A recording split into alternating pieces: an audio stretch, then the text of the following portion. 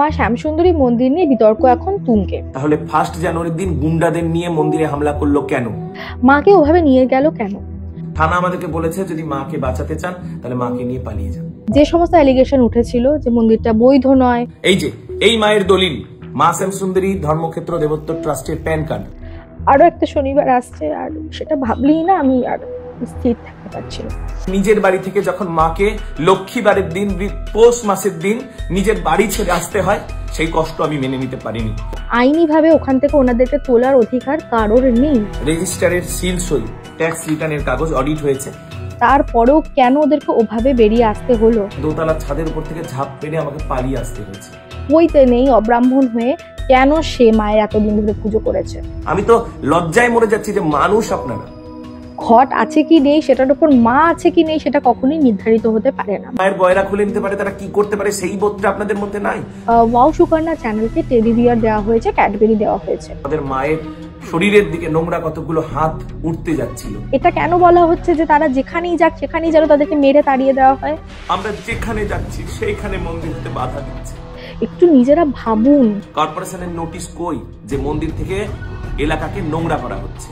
আর যেটা খুব বাজে স্বভাব ওদের কি জানো তো, সেটা প্রথম কমপ্লেন করেছিলাম ওনার নামে। যদি তুমি আমাদেরকে ট্রাস্টিতে না নাও তাহলে তোমার মন্দির ভাঙচুর হবে। কেন তাদেরকে পুলিশ প্রোটেকশন দিচ্ছে? থানা আমাদের পাশে থেকেছে। তুমি ফিরে এসো, আমি জাস্ট তোমাকে ফেরত চাই। ওই জায়গাটা না আমার কাছে ভীষণ শান্তির একটা জায়গা ছিল। তো সেই শান্তিটা কেড়ে নেওয়ার জন্য, সেই আবেগে আঘাত দেওয়ার জন্য এবং বেশ কিছু প্রশ্নের উত্তর দেওয়ার জন্যই আজকের এই ভিডিওটা করা। তো মা শ্যামসুন্দরী মন্দির নিয়ে বিতর্ক এখন তুঙ্গে। যে যেভাবে পারছে তার ফায়দা লুটছে। আবারও বলবো, মন্দিরে যারা চৌহদ্দি এতদিন মারায়নি তারাও আজকাল ভিউজের লোভে দৌড়ে দৌড়ে চলে যাচ্ছে সেখানে ভিডিও করতে, এবং এমন কিছু জিনিস দেখানো হচ্ছে, এমন কিছু জিনিস বলা হচ্ছে মানে যেগুলো এই কানে শোনাটাও আমার মনে হয় পাপ। তো আমি কোনো চ্যানেলের নাম বলে তাদেরকে একটু এক্সট্রা ফুটেজ দিতে চাই না, একটুও তাদেরকে আমি আর আমার জন্য ভিউজ দিতে চাই না, কারণ তারা যথেষ্ট সেটার অপব্যবহার করছে। ফার্স্ট অফ অল আমি সবারকে অনেক অনেক ধন্যবাদ জানাই যে আমার ওই ভিডিওটাকে অ্যাটলিস্ট তোমরা প্রচন্ড পজিটিভিটিতে ভরিয়ে দিয়েছো। বাকি যারা 2-4টে এসে এরকম বলে গেছে তাদেরকে আমি জাস্ট ধর্তব্যের মধ্যে ফেলি না। এই কারণে ফেলি না কারণ একই আইডি থেকে বারংবার ইচ্ছাকৃতভাবে নানা রকম উল্টোপাল্টা কথা বলে, ইললজিক্যাল কথা বলে নেগেটিভ অনেক কিছু বলার চেষ্টা করা হয়েছিল, যেটাকে আমি একদমই পাত্তা দিই না। কারণ তারা বোঝাই যাচ্ছিল একটা পুরো গোষ্ঠী, কারণ একই আইডি থেকে বারংবার তারা মেসেজ করে গেছে। ঠিক আছে, তো এই যাচ্ছে প্রথম কথা। সেকেন্ড কথা হচ্ছে যে প্রচুর মানে লাখ লাখ মানুষ ওই ভিডিওটাকে এত ভালোবাসা দিয়েছে এবং তারা তাদের কমেন্টের থ্রুতে তাদের ওপিনিয়ন, তাদের এক্সপিরিয়েন্স সবটা ওখানে শেয়ার করেছে। তো যারা এখনো ভিডিওটা দেখোনি দেখে আসতে পারো। আমি বলবো স্পেশালি কমেন্ট সেকশনটা একবার গো থ্রু করো, যাদের মায়ের মন্দির নিয়ে অত্যন্ত খারাপ একটা ধারণা তৈরি হয়েছে। বিগত বেশ কিছু ভিউজ লোভী ইউটিউবার বা কন্টেন্ট ক্রিয়েটার বলতেও আমার রীতিমতো ঘেন্না হচ্ছে, তাও বলতে হচ্ছে, কিছু করার নেই। তাদের আর কি নামে ডাকা যায় আমি ঠিক জানি না, ভদ্র ভাষা তো আমি আর কিছু খুঁজে পাচ্ছি না। বিগত বেশ কয়েকটা ভিডিওতে দেখে যেভাবে তোমরা মিসলিড হয়েছো, আমি তাদেরকে জাস্ট একটাই অনুরোধ করব যে প্লিজ মা শ্যামসুন্দরী নিজস্ব মানে জয় মা শ্যামসুন্দরী বলে আমি আইডিটা এখানে ট্যাগ করে দিচ্ছি। নিজস্ব ফেসবুক এবং ইনস্টাগ্রাম আইডি রয়েছে এবং ফেসবুক পেজ থেকে 3টে ভিডিও আপলোড করা হয়েছে। যিনি প্রধান পুরোহিত তার বক্তব্যগুলো তোমরা ওখানে পেয়ে যাবে। আমি এখানে বসে ভিডিওটা বানাচ্ছি তার কয়েকটা কারণ হচ্ছে, প্রথম কারণ আমি ওই মন্দিরটাকে আমার নিজের মন্দির তো ছেড়ে দাও, মাকে আমি আগেন বলবো শি ইজ মাই ইমোশন। তো সেইখানে যখন আঘাত পড়েছে, আজকে 2 সপ্তাহ হয়ে গেল আমরা জানি না যে তিনি কোথায় রয়েছেন। তাকে নিজের বাড়ি ছেড়ে, ওই বাড়িটা মায়ের নামে মায়ের দলিল দিয়ে কেনা, যে বাড়িটাতে মন্দিরটা ছিল, তো সেটা মায়ের বাড়ি, শ্যামসুন্দরী মায়ের বাড়ি, তার নামেই কিন্তু দলিলটা রয়েছে, যেটার সমস্ত প্রমাণ अगेन এই ভিডিওতে তোমরা পেয়ে যাবে। এই মায়ের দলিল, এই যে প্রিমিসেস নাম্বার, এই যে 23 হরিনাথ রোড, এইখানে মায়ের মন্দির অবস্থিত। সেই মায়ের নিজের বাড়ি থেকে যখন মাকে লক্ষ্মীবারের দিন, পৌষ মাসের দিন নিজের বাড়ি ছেড়ে আসতে হয়, সেই কষ্ট আমি মেনে নিতে পারিনি। এবার তোমরা ভিডিওটা দেখে আশা করি বুঝতে পারছো যে যে সমস্ত অ্যালিগেশন উঠেছিল যে মন্দিরটা বৈধ নয়, কোনো ডাক্তারের চেম্বার দখল করে করা হয়েছে, মন্দিরের কোনো কাগজপত্র নেই, ট্রাস্টি নেই, এত এত যে অভিযোগ উঠেছিল সেটার পুরো স মানে দলিল সহ সমস্ত প্রমাণ ওপেন ক্যামেরায় অন দ্য ক্যামেরা যিনি প্রধান পুরোহিত তিনি দেখিয়ে দিয়েছেন। আমার ভিডিওটা করার যে কারণ উদ্দেশ্যগুলো রয়েছে আমি এক এক করে সেটা বলছি। মা আমাদের কাছে একটা আবেগের মতো এবং তাকে আমরা দীর্ঘদিন ধরে দেখতে পাচ্ছি না, সেই জায়গাটা থেকে আমি ভিডিওটা করছি। দুই হচ্ছে, আমি এমন দিনে দেখেছি না যখন মন্দিরের এক কথায় বলতে গেলে সুসময় আমি যখন পাশে ছিলাম, আমি আজকে এই এত বড় বিপদে এই দুঃসময়ে আমি সেই পাশটা ছাড়তে চাই না। আর ৩ নম্বর হচ্ছে মন্দিরের যারা ছিলেন লাইক বলরাম কৃষ্ণেন্দু বা বাবা, এনারা না আমার কাছে আহ বলরাম কৃষ্ণেন্দু আমার ছোট ভাইয়ের মতো। ওরা আমাকে ম্যাডাম বলতো, বাট আমি বলতাম যে আমাকে তোমরা দিদি বলো, বিকজ ওরা অনেক ছোট। বলরাম তো অনেক ছোট একটা ছেলে, বাচ্চা ছেলে, মাধ্যমিক বোধহয় দেবে দেবে এবছরে। আমি জানি না সেটা মানে এত অসভ্য মানুষদের উৎপাতে আদৌ সে সুষ্ঠুভাবে পরীক্ষাটা দিতে পারবে কিনা, হোয়াটএভার। তো ওদেরকে আমি ছোট ভাইয়ের মতো মানে ভালোবাসি, স্নেহ করি ছোট ভাইয়ের মতো। এবং ওই জায়গাটা না আমার কাছে ভীষণ শান্তির একটা জায়গা ছিল। তো সেই শান্তিটা কেড়ে নেওয়ার জন্য, সেই আবেগে আঘাত দেওয়ার জন্য এবং বেশ কিছু প্রশ্নের উত্তর দেওয়ার জন্যই আজকের এই ভিডিওটা করা। নেক্সট হচ্ছে যে প্রশ্নগুলো আমি ভিডিওটা আপলোড করার পর আম, এসেছে সেগুলোর উত্তর আমি এক এক করে দিই। আচ্ছা, তোমাদের মনের মধ্যে একটু এটা মনে হচ্ছে না যে কতটা প্রেশার থাকলে, কতটা দ্রুততা থাকলে, কতটা কষ্ট থাকলে, যেটা মায়ের নিজের বাড়ি, আইনিভাবে ওখান থেকে ওনাদেরকে তোলার অধিকার কারোর নেই, কারণ ওটা মায়ের নামে দলিল রয়েছে এবং মন্দিরের যে ট্রাস্টি রয়েছে, বারবার যে পুলিশ স্টেশনে, নারকেলডাঙ্গা পুলিশ স্টেশনে রিসিভার কপি দেওয়া হচ্ছিল, তার সমস্ত কাগজ, ইভেন লাস্ট ডেট যেটা 21 ডিসেম্বর টু 30 ডিসেম্বর অব্দি ইস্যু করা ছিল, সবকিছু মন্দির কর্তৃপক্ষ দেখিয়েছে অন ক্যামেরা। এই যে trust did, did of religious trust, আমাদের রেজিস্টার করা ট্রাস্ট ডিড 15 জুলাই 2022 রেজিস্টার হয়েছে। মা শ্যামসুন্দরী ধর্মক্ষেত্র দেবত্ব ট্রাস্টের প্যান কার্ড আপনারা ভালো করে দেখুন। এই যে রেজিস্টারের সিল সই, এই সব কিছু ওনারা জানেন। তাছাড়া আমরা প্রতি বছর ট্যাক্স রিটার্ন করি, সেই ট্যাক্স রিটার্নের এই যে কাগজ আপনারা দেখবেন, ট্যাক্স রিটার্নের কাগজ অডিট হয়েছে। আমাদের কোনো কিছুর মধ্যে 2 নম্বরই বা ঘাপলা নেই, সেটা ওরা সম্পূর্ণ রূপে জানে। আপনারা বুঝতে পারছেন না যে 1 জানুয়ারির দিনে যে মানুষ এত ভিড়ের মধ্যে মন্দির বন্ধ করে দিতে পারে, সেই মানুষ এবং তার পোষা গুন্ডাদের সত্যি কি ক্ষমতা ছিল না যে চাল পাচার হচ্ছে না, ফুল পাচার হচ্ছে না, টাকা পাচার হচ্ছে না, হীরা পাচার হচ্ছে না, ধুলো পাচার হচ্ছে, খুলে একবার দেখানোর? ওর মধ্যে চালই যে আছে তার কি প্রমাণ? আমরা পুলিশকে প্রত্যেক সময় এই ভিড়ের জন্য প্রতিবার আমি অ্যাপ্লিকেশন করেছি। এই যে রেজিস্ট্রেশন নাম্বার আমাদের ট্রাস্টির, এই যে রেজিস্ট্রেশন নাম্বার, এই যে ট্রাস্টির নাম, এই যে ঠিকানা, এই যে থানা, to the officer in charge Narkeldanga PS, তার রিসিভিং কপি, এই যে রিসিভিং, ভালো করে দেখুন প্রত্যেকটা, এই যে এতগুলো রিসিভিং কপি। তারপরেও কেন ওদেরকে ওভাবে বেরিয়ে আসতে হলো? একটা পৌষ মাসের দিন, যেদিনকে মানুষ বাড়িতে পোষা কুকুরকেও বাড়ি থেকে তাড়ায় না, সেদিন মধ্যরাত্রে বৃহস্পতিবার আহ ওনাদেরকে, মাকে ওভাবে বেরিয়ে আসতে হলো কেন হলো? সেটা মানুষের না সেই যে ভাববে কেন, সেই টাইমটা তাদের কাছে নেই। সেই টাইমে, যে টাইমটায় ভাববে, সেই টাইমে আরো দুটো ভিডিও দেখে মিসলিড হওয়াটা ওদের কাছে বেশি ইজি। তার জন্যই আজকালকার দিনে সেই ইউনিটির অভাবটাকে কাজে লাগিয়েই এত ক্রাইম বেড়ে গেছে, যেখানে আরজি করের মতো ঘটনাতেও দোষীরা শাস্তি পায় না। আমি এটা নিয়েও একদম আশা করি না যে কোনো বিচার হবে। আমি শুধু চাই মা ফিরে আসুক, যেভাবে হোক যেখানে হোক আমরা মায়ের মন্দিরে যেতে চাই। আমাকে যদি ওখানে ভিডিও করতে অ্যালাউ না করা হয় আমি তাও যেতে চাই। আমাকে যদি ওখানে ঢুকতেও না দেওয়া হয় স্পেশাল ভাবে, আমি লাইন দিয়েও যেতে চাই। এবার দেখো, একটা মন্দির কখনোই একটা দুটো তিনটে লোককে নিয়ে হয় না। মন্দিরের সঙ্গে অনেকে যুক্ত থাকে এবং সেইখানে আমি নিজের পার্সোনাল অভিজ্ঞতা থেকে তোমাদেরকে বলছি যে আমিও যখন একদম প্রথম দিন আমি আমার মা, দিদি এবং মাকে নিয়ে গিয়েছিলাম, মা, দিদি এবং দিদির ছেলেকে নিয়ে গিয়েছিলাম। তো সেটা ছিল হচ্ছে শিবরাত্রির দিন। তো মন্দিরের যারা 3-4 জন, বাবা, বাবার মা মানে যাকে আমরাও মা বলি, বাবা মানে যিনি প্রধান পুরোহিত, কৃষ্ণেন্দু, বলরাম, এই কয়েকজন মানুষ তারা কিন্তু জেনুইনলি প্রত্যেকের সঙ্গে ভীষণ ভালো ব্যবহার করেন।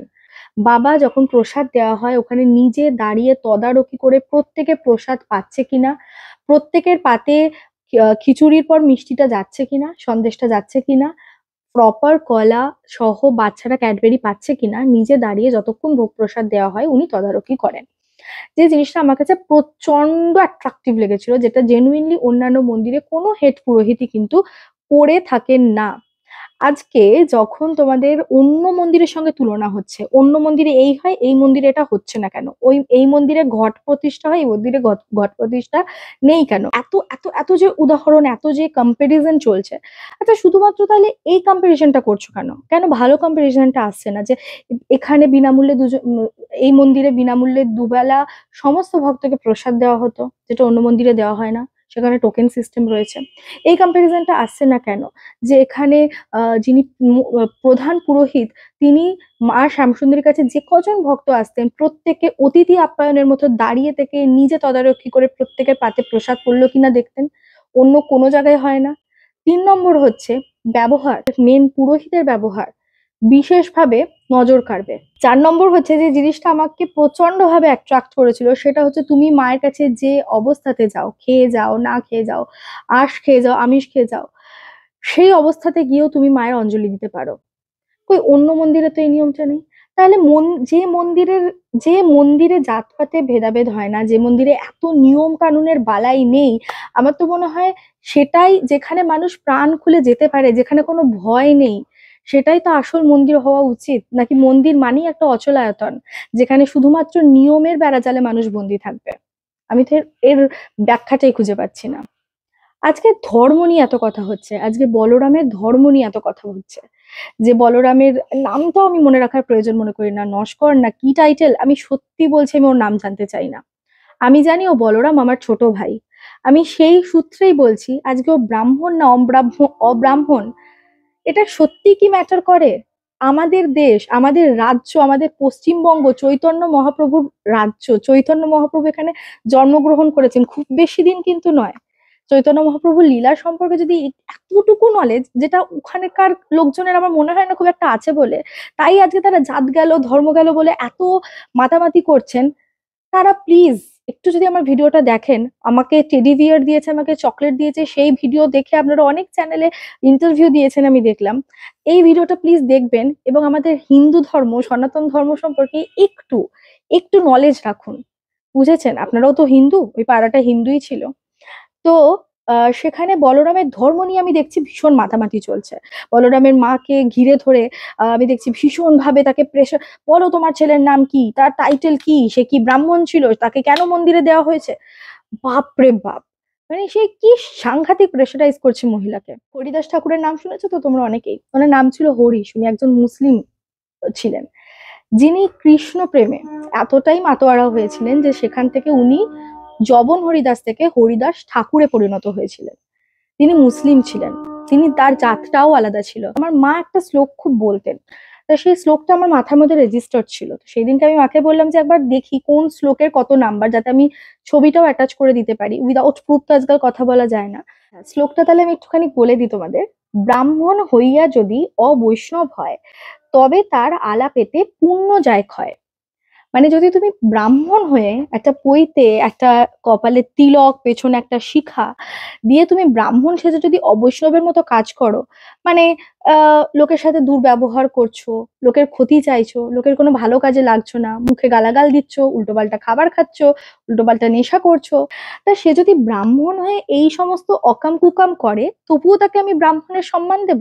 ছোট থেকে আমি না এই লাইনটা শুনে বড় হয়েছি, এবং আমি ভীষণ গ্রেটফুল আমার মায়ের কাছে যে আমাকে এইরকম একটা পরিবেশ দেওয়ার জন্য, এইরকম একটা কালচার শিক্ষায় বড় করার জন্য, যেখানে এই কথাটা বলা হচ্ছে, মুচি হয়ে শুচি হয় যদি কৃষ্ণ ভজে, শুচি হয়ে মুচি হয় যদি কৃষ্ণ ত্যাজে। যে সে যদি মুচি হয়েও কৃষ্ণ নাম ভজে বা ভগবানের আস্থায় থাকে, ভগবানকে মানে, তাহলে তার সেও কিন্তু শুচি হতে পারে। কিন্তু যে শুচি, সে ব্রাহ্মণ, সে যদি উল্টোপাল্টা কাজকর্ম করে, তাহলে তাকে ওই মুচির জায়গাতেই স্থান দিতে হয়। তাহলে আজকে বলরাম একটা ওই বাচ্চা ছেলে, 13-14 বছরের একটা ছেলে, যে 2021 সাল থেকে যদি মন্দিরে থাকে, তাহলে আমি ধরে নিচ্ছি 21-22 সাল থেকে যদি হয়, তার মানে সে তখন 11-12 বছরের একটা ছেলে। তার মানে তার কি স্বার্থ ছিল ওখানে যে সে সমস্ত কিছু ত্যাগ করে তার সংসার, বাড়ি, ঘর, বন্ধু বান্ধব। তার একটা বন্ধুর ইন্টারভিউ শুনলাম আমি এখানে, যে বন্ধুটা বলছে আগে ও খুব ভালো ফুটবল খেলতো, ও যবে থেকে মন্দিরে ইয়ে হয়েছে ও আর ফুটবল খেলে না। তাহলে সেই ছেলেটার কি স্বার্থ ছিল যে সে তার সমস্ত কিছু ত্যাগ করে মায়ের চরণে আশ্রয় নেবে, তাই না? আর তার ধর্ম নিয়ে আজকে তোমরা মাতামাতি করছো, কি অসাধারণ একটা ব্যাপার। এই উত্তরটা আমার দেওয়ার খুব খুব প্রয়োজন ছিল, এবং আমি মনে করি যে মানুষের থেকে বড় ধর্ম, মনুষ্যত্বের থেকে বড় ধর্ম আর কিচ্ছু হতে পারে না। সে যদি অব্রাহ্মণ হয়েও ভালো কাজ করে থাকে, মায়ের দীর্ঘদিন সেবা করে থাকে, মায়ের পুজো দিয়ে থাকে, সে ব্রাহ্মণ হওয়ারই যোগ্য। আর আজকে যদি একজন পৈতেধারী ব্রাহ্মণ যদি অসভ্যের মতো কাজ করতো, যেরকম প্রচুর ভুরি ভুরি ঘটনা, নিউজ আমরা টিভিতে দেখতে পাই, সোশ্যাল মিডিয়ার যুগে দেখতে পাই, যে তারা অসভ্যতামি করছে, নোংরামি করছে, সেই রকমও যদি করতো না, তাকে সেই ব্রাহ্মণ হওয়ার কি মানে? সেই ব্রাহ্মণ মায়ের পুজো করলে মা তার পুজো নিতেন? নিতেন না নিশ্চয়ই, তাই না? তো একটা উত্তর আমি তোমাদেরকে দিলাম, যে অব্রাহ্মণ হয়ে, পৈতে নেই, অব্রাহ্মণ হয়ে কেন সে মায়ের এতদিন ধরে পুজো করেছে। ওকে। 2 নম্বর হচ্ছে মন্দিরের ঘট আছে কি নেই সেটা সত্যি আমি জানি না। ঘটের যে এত উপকারিতা, ঘটের যে এত প্রয়োজনীয়তা, আমি সেটাও জানতাম না। আর এখন আমার কি মনে হয় জানো তো, আমাদের হিন্দু ধর্মটা এই নিয়মের আহ জাতাকলেই মরে গেল। মায়ের কাছে এমনি গেলেই এত শান্তি, এত মহিমা, মায়ের চোখের দিকে তাকালে এমনি মানুষ ইমোশন কন্ট্রোল করতে পারে না, সেখানে একটা ঘটের সত্যি কি খুব দরকার? আমার মনে হয় না গো। যাদের মনে হয় যে একটা ঘট থাকলেই একটা বিশাল ব্যাপার হতো, আমি বলবো তারা কোনো ঠাকুরের কাছেই যাবেন না, কারণ আপনাদের ভক্তিটা না খুব ওপর ওপর। যদি ডেপথ থেকে ভাবেন না, তাহলে আমার মনে হয় না এত নিয়মের কোনো বালাই, এত নিয়মের ঘন ঘটার কোনো প্রয়োজন রয়েছে। ঘট আছে কি নেই সেটার উপর মা আছে কি নেই সেটা কখনোই নির্ধারিত হতে পারে না। মা যে আছেন, মায়ের মহিমা প্রত্যেকে টের পেয়েছে। আমার আগের ভিডিওর কমেন্ট সেকশনে ভরে গেছে মায়ের মহিমার কথায়। এত মানুষ দূর দূরান্ত থেকে মায়ের কাছে ছুটে আসে ঘট ছাড়াই। শুধু ভিডিও দেখে সব মানুষকে ছুটিয়ে আনা যায় না, শুধু ভিডিও দেখলেই লোকে তাকিয়ে পাগলের মতো, উন্মাদের মতো আবেগ প্রকাশ করে না, শুধু ভিডিও দেখেই মায়ের চোখের দিকে তাকিয়ে লোকে কাঁদতে পারে না। সেটার জন্য একটা মন, একটা হার্ট, একটা একটা গভীরতা দরকার, যেটা যারা কমেন্ট করছে তাদের মধ্যে নেই, তাই তাদেরকে নমস্কার। তারা ভালো থাকবেন, তাদের মানসিক সুস্থতা কামনা করি। 3 নম্বর কথা যেটা ভীষণ ইম্পর্টেন্ট, মাকে ওভাবে নিয়ে গেল কেন? এখানে যে প্রথম কথাটা আসবে সেটা হলো মায়ের বিগ্রহ নিয়ে রাতারাতি পালিয়ে যাওয়ার কারণ। থানা আমাদেরকে সাহায্য করেছে, থানা আমাদেরকে বলেছে যদি মাকে বাঁচাতে চান তাহলে মাকে নিয়ে পালিয়ে যান, তাই মাকে ওইভাবে নিয়ে যেতে হয়েছে। আর আপনারা জানবেন, ওই যে বলছে যে মাকে একসঙ্গে আলাদা করার ব্যাপার, মায়ের যেহেতু শিলা বিগ্রহ, এটা সবসময় আলাদা থাকে, এটা আলাদা করেই নিয়ে যেতে হয়, না হলে বিগ্রহের ক্ষতি হতে পারে। আর এইভাবে ঢেকে নিয়ে যাওয়ার কারণ হলো যে মূর্তির ওরা ক্ষতি করতে পারে, বিগ্রহের ওরা ক্ষতি করতে পারে। আমাদের মায়ের শরীরের দিকে নোংরা কতগুলো হাত উঠতে যাচ্ছিল, আমরা মানে কিছু মুহূর্তের মধ্যে মায়ের বিগ্রহ নিয়ে যে পালিয়ে যেতে বাধ্য হয়েছি, এবং পুলিশ আমাদেরকে বিভিন্নভাবে সাহায্য করেছে। আপনাদের মধ্যে অনেকেরই প্রশ্ন, মাকে ওইভাবে বেঁধে নিয়ে গেলেন কেন? মাকে ওরা শেষ করে দিত, মাকে ওরা তছনছ করে দিত। যারা মায়ের গয়না খুলে নিতে পারে তারা কি করতে পারে সেই বোধটা আপনাদের মধ্যে নাই। আমি তো লজ্জায় মরে যাচ্ছি যে মানুষ আপনারা, আপনাদের মধ্যে সেই বিবেকটা নেই যে মাকে আমি কেন জড়িয়ে নিয়ে গেলাম। হ্যাঁ, তো এটাই হচ্ছে রিজন। যারা প্রকৃত মানে নারীদের আব্রু বোঝে, তারা ওইভাবেই মাকে নিয়ে যাবেন। একদম ঠিক করেছেন, ওভাবে মাকে নিয়ে যাওয়া হয়েছে। এবং বরং মানুষের এটা নিয়ে একটু বেশি মাতামাতি করা উচিত, এটা নিয়ে ভাবা উচিত যে কতটা অসহায় হলে, কতটা প্রয়োজন পড়লে পৌষ মাসের বৃহস্পতিবার মধ্যরাত্রে ওইভাবে মাকে নিজের বাড়ি থেকে রিফিউজি হয়ে বেরিয়ে পড়তে হয়, এবং এখনো তাকে সেই মন্দির প্রতিষ্ঠা করা তো দূরস্থ, তার মন্দির হওয়া নিয়ে এত বাধা বিঘ্নের সম্মুখীন হতে হয়।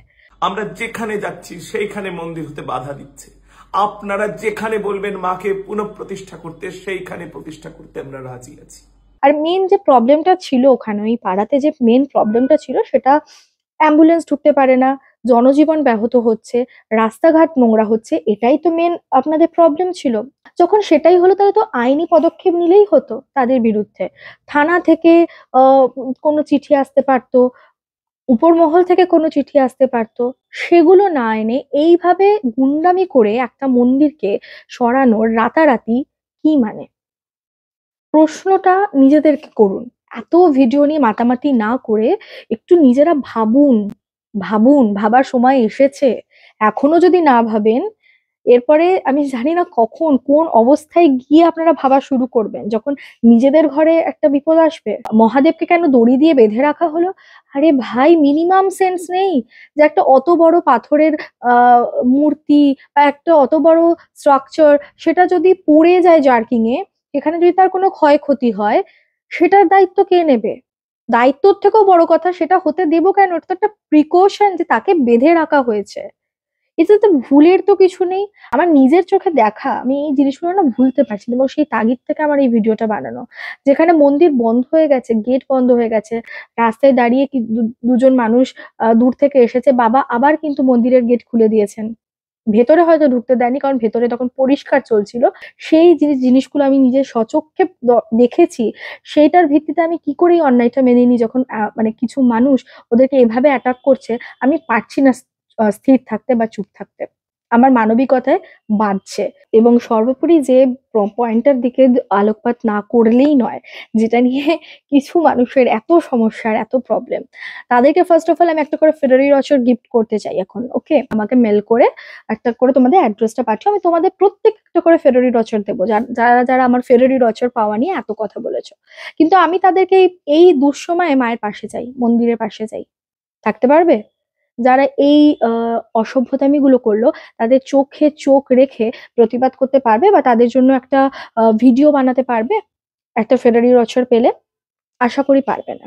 সেই ধকটা সবার থাকে না, সেই বুকের পাটাটাও সবার থাকে না, সেই টান, সেই অনুভূতি, সেই আবেগটাও সবার থাকে না। তারা শুধু কমেন্ট করতে আসে, তারা শুধু লোককে নিয়ে হাসাহাসি করতে আসে, তারা বেসিক্যালি জবলেস, তাদের কোনো কাজ নেই, তাদের জলে লোকের ভালো দেখলে, লোককে ভালো থাকতে দেখলে। এবার একটা কথা যেটা আমার ভীষণ, আমি একদমই বলতে চাইনি, কিন্তু ধারাবাহিকভাবে যেহেতু প্রশ্নটা উঠছে, এবং বেশ কিছু ইউটিউব চ্যানেলে আমার চ্যানেলের নাম নিয়ে বলা হচ্ছে যে ওয়াও সুকন্যা চ্যানেলকে টেডি বিয়ার দেওয়া হয়েছে, ক্যাডবেরি দেওয়া হয়েছে, নাম নিয়ে বলা হচ্ছে। আমি একদমই তাদের প্রমোট করব না ভাই, ভিডিও না, চ্যানেলের নাম না ভিডিও কোনোটাই প্রমোট করব না। বাট তাদেরকে একটাই বলবো, আমার শুভকামনা, তোমরা এই যে সুযোগের সদ্ব্যবহার করে ভিউজ বা সাবস্ক্রাইবার কামানোর যে চেষ্টাটা করছো, দেখো কতদিন এভাবে টিকে থাকতে পারো। এভাবে সাস্টেন করা যায় না, ঠিক আছে? আমি অন্য কথায় আসি, যে কথাটা হচ্ছে ফেরারি রচর, যেটা নিয়ে এত কথা, যে আমাকে একটা দামি চকলেট কেন দেওয়া হয়েছে, আমাকে কেন পুতুল দেওয়া হয়েছে, টেডি বিয়ার দেওয়া হয়েছে। পুতুল দেওয়ার ব্যাপারটা, সেটা আমি দেখলাম, সেটা হচ্ছে যে পুতুল দেওয়াটা দিয়েছিল হচ্ছে কৃষ্ণেন্দু, দেবদীপকে দিয়েছিল। ও ও কিন্তু কোনো ইউটিউবার নয়, ফার্স্ট অফ অল। এটা আমার সাথে যেত, সাধারণ মানুষ হিসাবেই যেত, আমার সাথে যেত, ঠিক আছে। ওর বার্থডে আমি ওখানে সেলিব্রেট করেছিলাম মন্দিরে, আমার কমপ্লিটলি নিজের খরচে। আমার ইচ্ছে হয়েছিল, আমি সেই ভিডিওটাও শেয়ার করেছি, আমার ইচ্ছে হয়েছিল যে ওই দিনটা, যে যে জায়গাটায় ও যেতেও ভীষণ ভালোবাসে, আমিও ভীষণ ভালোবাসি, মানে একটা নতুন করে বলার কিছু নেই। তো আমি চেয়েছিলাম যে ওই বিশেষ দিনটা ওখানে আমরা উদযাপন করি, ওর বার্থডেটা। তো সেইখানে যদি কারোর বার্থডেতে মায়ের একটা পুতুল তাকে গিফট দেওয়া হয়, তাতে অন্যায়টা কোথায়? নট অনলি ওকে, কিন্তু মন্দিরে যখনই, মানে আমার নিজের চোখে দেখা, আমি এগুলোকে কি করে ভুলি, কি করে অস্বীকার করি, একটা বাচ্চা এরম ভাবে প্রণাম করছিল অঞ্জলি পরে, বলরাম চুপি চুপি গিয়ে একটা ক্যাডবেরি বাচ্চাটার পকেটে ঢুকিয়ে দেয়। আমি বুঝতে পারছি না যে যে মানুষগুলো এরকম নোংরা নোংরা কথা ওদের সম্পর্কে বলছে, তাদের ঠিক কোথায় ঠাঁই হবে? নরকেও মনে হয় ঠাঁই হবে না, লিটারেলি হবে না। একটা ভীষণ কমন ব্যাপার, সমস্ত কিছু ছেড়ে ছুড়ে দিয়ে একটা ভাবো তো, একটা বাড়িতে তুমি রোজ যাও, প্রায় যাও, তোমার সুখে দুঃখে যাও, তোমার মন খারাপ হলেও তুমি যাও, তোমার খুব ভালো টাইম হলেও তুমি সেখানে স্পেন্ড করতে যাও, তাকে তুমি খুব ভালোবাসো, সেই বাড়িটাতে তুমি যাও, সেই বাড়ির লোকগুলোকে তুমি খুব ভালোবাসো, সেই লোকগুলোর সঙ্গে তোমার বন্ডিংটা। আর একটা লোক যে একবারই গেছে আর যায়নি, যে একজন তো বললো আমি একবারই গেছি, এত দুর্ব্যবহার পেয়েছি যে আমি আর যাইনি, এরকম অনেকজনা বলেছে আমি একবারই গেছি। তাহলে এটা তো একটা খুব কমন ব্যাপার, যে একটা বাড়িতে যেখানে তোমার রেগুলার যাতায়াত রয়েছে, যেখানে তুমি তাদের সুখ দুঃখ সমস্ত কিছুর সাথী, সেইখানকার সাথে বন্ডিং, আর যেখানে তুমি একবার গেছো সেটার সাথে বন্ডিং এর মধ্যে ডিফারেন্স তো থাকবে। এবং শুধু আমি না হয় জিনিসটা ওপেনলি জানিয়েছি বলে তাই আজকে যে কজন মানুষ, আমি কোনো সেলিব্রিটি তো ছেড়েই দাও, কোনো বাচ্চা হলো বা কেউ কারোর বিয়ের ইনভিটেশন করতে গেল, কেউ কারোর জন্মদিনের জন্য বলতে গেল, তাদেরকেও কিন্তু ওরা ঘরে বসিয়ে জিনিস দিয়ে তারপরেই ছেড়েছে। তো তো সেই তাদেরকে শুধু তারা ভিডিও করে না বলে সেটা হয়তো সামনে আসেনি, কিন্তু তারা কিন্তু কমেন্ট সেকশনে এসে জানিয়েছে যে আমরাও পেয়েছি, আমার ছোট বাচ্চাটাও পেয়েছে, একজনা বলেছে আমার হাজবেন্ডের বার্থডে ছিল, তাকেও দেওয়া হয়েছে ক্যাডবেরি চকলেট। মানে তারা ভিডিও করে না বলে হয়তো সেটা সামনে আসেনি, আমি করে সেটা জানিয়েছি, আমার আনন্দ হয়েছে, আমি পেয়েছি, এটার মধ্যে তো খারাপ কিছু নেই। আমার দাদারা যখন এসেছিল তখন মাকে খুব সুন্দর একটা শাড়ি উপহার দিয়েছিল। আমরা সেদিনকে যখন আমি মানে মাকে উপহার দেওয়া জিনিসটা বলতেও আমার খুব খারাপ লাগে, কারণ হয়তো আমি বলি যে মাই চেয়েছিলেন আমি এটা দিই। আমার যেরকম কাঁথা স্টিচের শাড়ি, সেটারও তো ভিডিও রয়েছে যে আমি কাঁথা স্টিচের শাড়ি, মা পরেছেন আমাদের দেওয়া কাঁথা স্টিচের শাড়িটা, আমাদের দেওয়া সোনার কানের দুলটা, সেটাও তো আমি শেয়ার করেছি। আজকে যদি আমি আমার মায়ের জন্য কোনো শাড়ি কিনি, সেটাও যেমন আমি ব্লগে শেয়ার করি, আজকে আমি ওই মায়ের জন্য শাড়ি কিনেছি, সেটাও আমি শেয়ার করেছি। এটার মধ্যে তো অন্যায় কিছু নেই। এটা নিয়ে এত মাতামাতি কিসের? আমি এই প্রশ্নটা তোমাদের করতে চাই, যারা এই কমেন্টটা করেছো, যেটা সংখ্যা খুবই কম হলেও তাদেরকে আমি মানুষ বলে গণ্য করতেও ভীষণ লজ্জাবোধ করছি। এবং আরেকটা বিষয় নিয়ে আমি আজকে ভিডিওটাকে এন্ড করব। সেটা হচ্ছে যে খারাপ ব্যবহারের কথা অনেক দু একজন বলেছে। একটা মন্দির শুধু একটা বা দুটো বা তিনটে মানুষকে নিয়ে হয় না। এত ভিড় কন্ট্রোলের জন্য ওদেরকে মাঝে মাঝেই ভলেন্টিয়ার রাখতে হতো, এবং আমরা নিজেরাই এত ফ্রিকোয়েন্টলি গিয়ে এক একবার এক এক রকম ভলেন্টিয়ার দেখেছি। কারণ ওরা না ওদের মধ্যে না ওই জিনিসটা যেটার খুব অভাব, আম, সেটা হচ্ছে যে strictness. They are very down to earth person, they are মানে এতটাই ভালো মানুষ না, যেটা দিয়ে সত্যি বলতে এই ধরনের মানুষদেরকে সামলানো যায় না। তার জন্যই আজকে হয়তো ওনাদের এই অবস্থাটা হলো, কারণ তারা খুব ভালো মানুষ ছিল। ভালো মানুষ ছিল বলা তো ভুল, ওনারা থাকবেন। যারা ভালো হয় তারা সমস্ত পরিস্থিতিতেই ভালো হয়, ভালো থাকে, তারা কোনো পরিস্থিতিতে কারোর জন্যই খারাপ হতে পারে না। তার জন্যই তাদেরকে আজকে পালিয়ে বেড়াতে হচ্ছে, তাদেরকে নিজেদের বাড়ি ছেড়ে পালিয়ে বেড়াতে হচ্ছে, প্রাণ ভয়ে পালিয়ে বেড়াতে হচ্ছে, শুধুমাত্র তারা ভালো মানুষ বলে। খারাপ মানুষ হলে এটা করতে পারতো না। ঠিক আছে? তো সেই জন্যই বললাম যে এত ভিড় কন্ট্রোল করার জন্য, আর যেটা খুব বাজে স্বভাব ওদের কি জানো তো, সেটা হচ্ছে মানুষকে বিশ্বাস করা। সেটা ওদের ভীষণ বাজে স্বভাব।